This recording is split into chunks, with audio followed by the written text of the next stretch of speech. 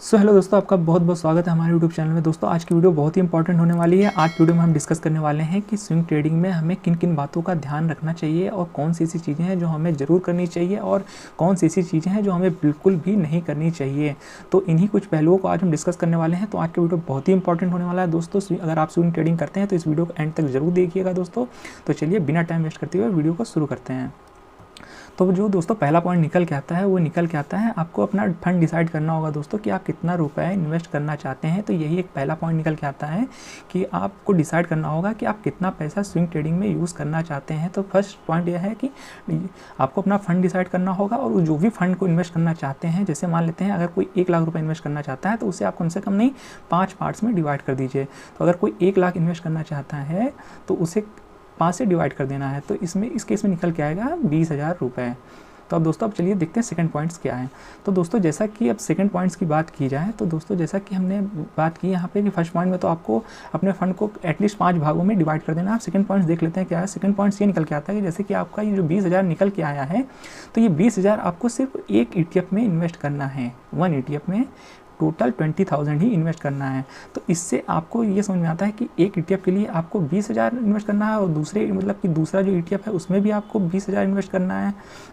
तो ऐसे करके आपको टोटल 5 ETF ऐसे निकालने हैं जो अच्छे मार्केट में अच्छे ETF हैं। उन हर एक ETF में आपको 20-20 हज़ार रुपये इन्वेस्ट करना है। इससे आपको थोड़ा रिस्क भी डाइवर्सिफाई हो जाएगा। आप एक ही ETF में नहीं रहेंगे, इससे आपको बहुत से फ़ायदे हो जाएंगे। वरना अगर एक ही ETF में इन्वेस्ट करेंगे तो इसमें आपको रिस्क होता है, क्योंकि अगर मान लेते हैं कि वो ETF कुछ महीनों के लिए या कुछ वीक्स के लिए वो डाउन ट्रेंड में चला जाता है तो वहाँ पर आपकी पोजीशन क्लियर नहीं होती है, तो आपका टाइम वेस्ट होता है, आपकी कोई भी पोजीशन क्लियर नहीं होती है। तो आपको कम से कम 5 ETF लेके चलना है, जिससे आप अलग अलग सेक्टर के ETF हों तो ज़्यादा अच्छा है। तो अगर इस तरह आप काम करेंगे तो आपका पोजीशन कभी ना कभी क्लियर होती रहेंगी, आपका पैसा फंसेगा नहीं किसी भी दिन। तो मतलब कि आपको 5 ETF लेके चलना है, जैसे कि एग्जांपल 1, 2, 3, 4 एंड 5। तो आपको हर ETF में टोटल 20,000 ही इन्वेस्ट करना है, मतलब ये मैक्सिमम है 20,000 रुपये।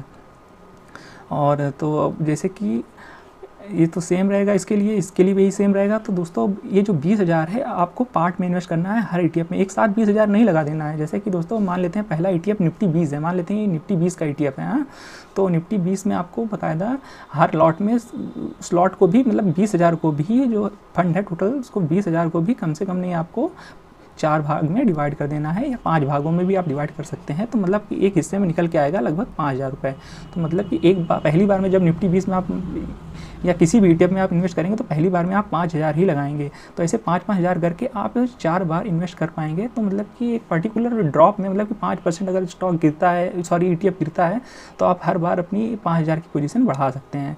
और वहाँ से भी आपको एक पर्टिकुलर पॉइंट डिसाइड कर लीजिए, अगर यहाँ से 5 रुपये ऊपर जाता है, आपका 5% ऊपर जाता है तो आप अपना प्रॉफिट बुक कर सकते हैं। तो ऐसा आपको हर ETF के साथ करना है। एक बार में 20,000 किसी भी ETF में नहीं लगाना है। ये टोटल फंड है, आपको उस ETF में सिर्फ इतना ही डालना है, इससे ज़्यादा नहीं डालना है। तो मतलब कि हर ETF में आप जब भी पोजीशन बनाएंगे तो पहली पोजीशन 5,000 की होगी या फिर आप 4,000 की, यानी मतलब अगर 5 से डिवाइड करेंगे तो आपका एक लॉट निकल के आएगा 4,000, और अगर 5 से डिवाइड करेंगे तो आपका एक लॉट निकल के आएगा 5,000 का। तो वही आप डिसाइड कर सकते हैं अपने हिसाब से। मेरा सिर्फ काम है बताना कि आपको कैसे चलना है। तो दोस्तों 2 पॉइंट्स हो गए। आप तीसरे पॉइंट के लिए देख लेते हैं क्या है। तीसरा पॉइंट दोस्तों निकल के आता है कि हम जब भी पहली पोजीशन बनाते हैं दोस्तों किसी भी ETF में, जब हम कोई जैसे मान लेते हैं हम निफ्टी 20 की बात कर लेते हैं दोस्तों। आज की डेट में निफ्टी 20 लगभग 200 के आसपास चल रहा है। तो दोस्तों अगर हम 200 पे पहली पोजीशन बनाते हैं तो वहाँ से अगर 5 रुपये का हमने टारगेट रखा है, तो अगर 5 रुपये ऊपर गया तो हम तो सेल कर देंगे, अपना प्रॉफिट बुक कर लेंगे। वहीं अगर 5 रुपये गिर जाता है यानी 195 पे आ जाता है तो हम अपनी अगली पोजीशन बना लेते हैं। और दोस्तों वहाँ से भी अगर 5 रुपये और नीचे गिर जाता है, आप अपने हिसाब से भी डिसाइड कर सकते हैं। हम खाली एक बता रहे हैं आपको एक तरीका। तो यहाँ पे 190 पे आपको सेकंड लॉट लगा देना है। तो ऐसे करते हुए चलना है। लेकिन दोस्तों तीसरा पॉइंट जो हम मेन इंपॉर्टेंट बात है वो ये है कि जिस दिन आपकी सारी पोजीशन एग्जिट हो जाए, मतलब कि एक दिन मान लेते हैं 205 गया आपका ETF, आपने यहाँ पे सारी पोजीशन एग्जिट कर दी, 195 वाली एग्जिट कर दी यहाँ पे 205 पे। तो 205 पे जिस दिन आप अपनी सारी पोजीशन एग्जिट कर देंगे तो दोस्तों उस दिन आपको कोई भी ट्रेड नहीं लेना है।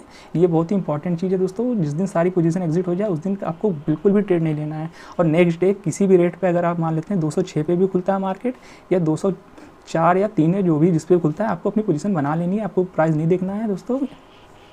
और दोस्तों यही तीसरा पॉइंट था कि आपको जिस दिन सारी पोजीशन एग्जिट हो जाए उस दिन आपको पोजीशन अगली नहीं बनानी है।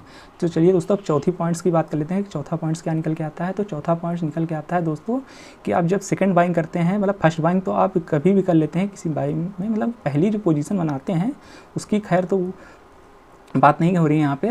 जब आप सेकंड बाइंग करेंगे तो सेकंड बाय जब करेंगे तो आपको डिफरेंट अकाउंट में बाय करना है। अगर दोस्तों आप सेम डीमेट अकाउंट में ही बाय करेंगे सेकंड बाइंग तो आपका एवरेज हो जाएगा दोस्तों। तो एवरेज हो जाएगा दोस्तों तो इससे फिर आपको बहुत ही कन्फ्यूज़न हो जाएगा, क्योंकि आप जब थर्ड बाइंग करेंगे, मान लेते हैं वो ETF गिर जाता है, आप थर्ड बाइंग करते हैं तो फिर आपका फिर और एवरेज हो जाएगा, तो फिर इससे आपको बहुत ही कन्फ्यूज़न क्लियर हो जाएगा। और जब बेचने जाएंगे तो आपको तो पता ही है, जब बेचने जाते हैं तो आपकी पोजीशन ऊपर से क्लियर होती है। मतलब कि मान लेते हैं फॉर एग्जांपल आपने 200 पे पोजीशन बनाई, फिर 195 पे पोजीशन बनाई और फिर 190 पे, फिर 185 पे पोजीशन बनाई। हाँ, ये फर्स्ट बाइंग है, ये सेकंड बाइंग है, ये थर्ड बाइंग है, ये फोर्थ बाइंग है। पर दोस्तों मान लेते हैं 185 से फिर जब स्टॉक 190 पे जाएगा और आप इस वाले लॉट को सेल करने की सोचेंगे तो दोस्तों आपको लगेगा हम ये वाला लॉट सेल कर रहे हैं, पर दोस्तों ये लॉट नहीं सेल होता है। आपका ये पोजीशन क्लियर होगी जो आपने सबसे पहले बनाई होगी, क्योंकि स्टॉक मार्केट ऐसे ही काम करता है कि आपने जो पोजीशन पहले बनाई होगी वो पहले ही एग्जिट होती है। मतलब जो शेयर आप पहले बाय करेंगे वही सबसे पहले एग्जिट होगा। तो इस हिसाब से आपका लॉस बुक हो जाएगा। तो आप तो सोचेंगे हमने 5 रुपये प्रॉफिट में बेचा, इस 185 वाले को 190 पे सेल किया, पर दोस्तों ये लॉट नहीं आपका क्लियर होगा। क्लियर आपका ये वाला लॉट होगा और आपका लॉस बुक हो जाएगा दोस्तों। तो ये एक बहुत ही बड़ी प्रॉब्लम हो जाती है अगर आप सेम अकाउंट में ही आप सारी बाइंग करेंगे तो इसके लिए दोस्तों ये है कि सॉल्यूशन यही है कि आप अलग अलग डीमेट अकाउंट खुला सकते हैं और हर एक पोजीशन आप डिफरेंट डीमेट अकाउंट में बनाएं, या फिर अपने फैमिली के नाम से भी, किसी फैमिली मेम्बर के नाम से भी आप डीमेट अकाउंट खुला सकते हैं। दोस्तों तीसरा पॉइंट आई होप आपको, चौथा पॉइंट आपको क्लियर हो गया होगा। तो चलिए दोस्तों हम बात करते हैं पाँचवें पॉइंट की। तो दोस्तों पाँचवा पॉइंट जो निकल के आता है वो भी देख लेते हैं।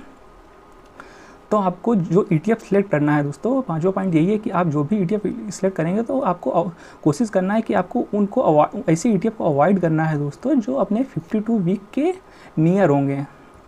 तो ऐसे ETF को आप थोड़ा अवॉइड करें कि जो 50 वीक अपने हाई के पास हैं, क्योंकि अगर कोई ETF अपने 52 वीक हाई के पास है तो इससे बहुत हद तक चांस ये है कि वो अगर मान लो उस ETF में अगर गिरावट आनी शुरू हो गई तो वो काफ़ी नीचे तक जा सकता है दोस्तों। तो जैसे बात कर लेते हैं फॉर एग्जांपल, अगर कि कोई भी ETF है, जैसे मान लेते हैं निफ्टी 20 ही है। अगर आप निफ्टी 20 का जैसे ऑल टाइम हाई लगभग अभी चल रहा है 206 रुपये का, जो अभी कुछ महीने पहले ही उसने टच किया था। तो अगर 206 पे अगर आप अपनी पोजीशन पहली बाइंग कर लेंगे, मतलब फर्स्ट बाइंग आप अपनी 206 पे कर देंगे, तो दोस्तों अगर इसका फिर 52 वीक लो कंपेयर करेंगे ना तो इसका 52 वीक लो है दोस्तों 166 के आसपास। तो दोस्तों अगर फिर ये मान लेते हैं गिरना शुरू हो जाता है, क्योंकि मार्केट है दोस्तों, कोई कुछ कह नहीं सकता, तो 166 क्या 170 तक तो एटलीस्ट जा ही सकता है। अगर मान लेते हैं अगर ये गिरने पे आ गया तो दोस्तों आपकी पोजीशन तो फिर 180 तक ही ख़त्म हो जाएगी। आप मतलब कि फिर तो आपके पास पैसा बचेगा नहीं। तो दोस्तों इसलिए आपको मतलब ऐसे ETF को सिलेक्ट करना है कि जो आपको 52 वीक से ज़्यादा हाई के पास ना हो, वरना आपको प्रॉब्लम हो सकती है, आपका पैसा फंस सकता है काफ़ी टाइम के लिए। तो ऐसे ETFs को प्लीज़ हो सके तो अवॉइड करें जो अपने 52 वीक हाई के पास ट्रेड कर रहे हैं। तो चलिए दोस्तों अब देख लेते हैं 6 पॉइंट्स क्या निकल के आता है। तो 6 पॉइंट जो है इस ठीक का उल्टा है। तो दोस्तों आपको सिलेक्ट कौन सा ETF करना है, तो सिलेक्ट दोस्तों आपको वो ETF करना है जो अपने 52 वीक लो के पास हो, तो बहुत ही अच्छा रहेगा। तो दोस्तों जो ETF अपने 52 वीक के जितनी पास होता है वो बहुत ही अच्छा हो जाता है दोस्तों। जैसा कि अगर एग्जांपल के तौर पे हम बात करें, जो हमारा निफ्टी IT है, निफ्टी 20 है, IT 20, तो IT फिट को जैसे कि आप ढूंढ सकते हैं, नेट फिट नाम से आप सर्च कर सकते हैं। तो नेट फिट का रेट जो इस समय चल रहा है निफ्टी IT का, IT 20 जो है जिसे हम कहते हैं, उसका लगभग रेट चल रहा है आज की डेट पे 30 रुपीज़। और इसका 52 वीक लो अगर चेक करने जाएंगे तो 27 पॉइंट समथिंग है, यानी 27.5 है। तो दोस्तों अगर आप इसे 1 रुपये के ड्रॉप पे बाय करेंगे तो आपकी बहुत ज़्यादा 3 लॉट ही लगेगी या 2 ही लॉट लगेगी।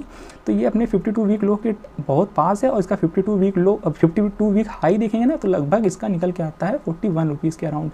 तो ये इस तरह के ETF बहुत ही अच्छे होते हैं स्विंग ट्रेडिंग के लिए, जो अपने 52 वीक लो के आसपास ट्रेड कर रहे होते हैं। जैसा कि इसका 52 वीक लो 27.5 है और इस समय इसका मार्केट प्राइस चल रहा है लगभग 30 के अराउंड। तो इस तरह के ETF कोशिश करिए उस पर अपनी स्विंग ट्रेडिंग को बनाने के लिए। तो अब दोस्तों 6 पॉइंट क्लियर हो गया होगा आपको। चलिए अब दोस्तों देख लेते हैं 7 पॉइंट क्या निकल के आता है। तो 7 पॉइंट ये निकल के आता है दोस्तों कि आपको जो भी ETF सेलेक्ट करना है उसमें वॉल्यूम का बहुत ध्यान रखना है दोस्तों।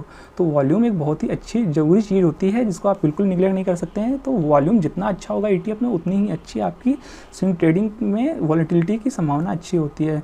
तो क्योंकि अगर मान लेते हैं कभी आपको कोई ETF बेचना है और पता चला उसमें वॉल्यूम ही नहीं है या कोई बायर ही नहीं है, कोई सेलर ही नहीं, तो आपको प्रॉब्लम हो सकती है। तो ऐसे ETF को सेलेक्ट करें जिसका AUM भी अच्छा है, एसेट अंडर मैनेजमेंट भी कम से कम 1000 करोड़ के आसपास हो या उससे ज़्यादा हो, तो वो ETF अच्छा होता है। कम से कम 1000 करोड़ के आसपास होना चाहिए AUM, तो उस ETF में आपकी स्विंग ट्रेडिंग सही रहती है।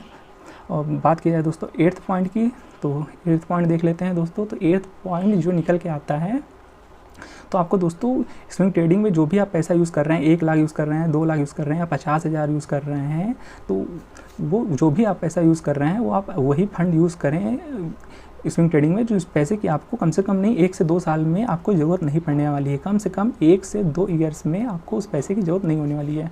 आपको ऐसा नहीं सोचना है कि हम आज पैसा डालें और मंथली इनकम इसमें से निकलती रहे, तो दोस्तों आपको कंपाउंडिंग का बेनिफिट नहीं मिलेगा। कम से कम दोस्तों मैं तो ये कहूँगा 1 से 2 साल में, कम से कम 2 साल तो आप सोच के रखिए कि इसमें से हमें पैसा नहीं निकालना है दोस्तों। तो वही पैसा इनमें डालिए जिससे आपको वो पैसे की 2 साल तक कम से कम ज़रूरत ना हो, तो इससे आप कभी पैनिक नहीं करेंगे। तो ये एक बहुत ही ज़रूरी पॉइंट है 8th पॉइंट जो है। तो दोस्तों चलिए देख लेते हैं 9th पॉइंट्स क्या निकल के आता है। तो 9वां पॉइंट जो निकल के आता है वो ये है कि आपको अपने प्रॉफिट्स और जितने जहाँ पे भी आप बाय कर रहे हैं और सेल कर रहे हैं, ये सारी डिटेल्स आपको एक पेपर पे लिखते हुए चलना है लाइन वाइज, और आपको इसमें बिल्कुल भी नज़रअंदाज नहीं करना है। आपको सारी डिटेल्स कि कितने किस डेट को मैं कौन सी पोजीशन बना रहे हैं, किस डेट पे सेल कर रहे हैं, कितने प्राइस पे बाय कर रहे हैं और कितने प्राइस पे सेल कर रहे हैं और कितना प्रॉफिट हो रहा है इसमें, ये सारी चीज़ें आपको पॉइंट वाइज डेट वाइज लिखते हुए चलना है। आपकी सारी डिटेल्स आपके पेपर में अवेलेबल होनी चाहिए। ये आपको हर ETF के साथ करना है। तो दोस्तों आपके पास एक ब्यौरा ज़रूर होना चाहिए आपकी प्रॉफिट का दोस्तों, और आपको ईयर के एंड में आपको अपना रिटर्न भी कैलकुलेट करना है कि आपका रिटर्न कितना बन के आया है। तो दोस्तों रिटर्न कैलकुलेट तभी हो पाएगा जब आप बाकायदा लिखते हुए चलेंगे, वरना आप फिर ईयर के एंड में आपको यही नहीं पता होगा कि मैंने कितना प्रॉफिट किया और कितने टाइम में कितना प्रॉफिट निकाला। तो दोस्तों अगर आप सिर्फ 15% निकाल पाएंगे तो फिर आपको ऐसी स्विंग ट्रेडिंग का क्या फ़ायदा है। इससे तो आप किसी इंडेक्स फंड में या इंडेक्स के ETF में आप पैसे डाल के ही छोड़ दिए होते, क्योंकि 15 से 14-15% तो वहीं से आपको मिल जाता है। तो दोस्तों कम से कम अगर आप स्विंग ट्रेडिंग कर रहे हैं तो कम से कम इसमें आपको 20% का रिटर्न कंसीडर करके चलना होगा। एटलीस्ट आपको 20% तो बनाना ही होगा अगर आप स्विंग ट्रेडिंग कर रहे हैं, वरना आपका इसमें टाइम वेस्ट करना बेकार है। तो एटलीस्ट 20% का टारगेट तो होना चाहिए। वैसे आप 25-30% तक ले जाएं तो और भी बेहतर होगा। तो कम से कम तो 20% के ऊपर ही आपको रहना है, वरना आपके स्विंग ट्रेडिंग करने का कोई मतलब नहीं है। आप किसी ETF में भी इन्वेस्ट करके छोड़ सकते हैं, या फिर आप किसी इंडेक्स फंड के म्यूचुअल फंड में भी पैसा डाल के छोड़ सकते हैं, वहाँ से भी आपको 14-15% रिटर्न मिल जाता है। तो कहने का मतलब ये है कि आपको 20% एटलीस्ट 20% का टारगेट लेके ही चलना है।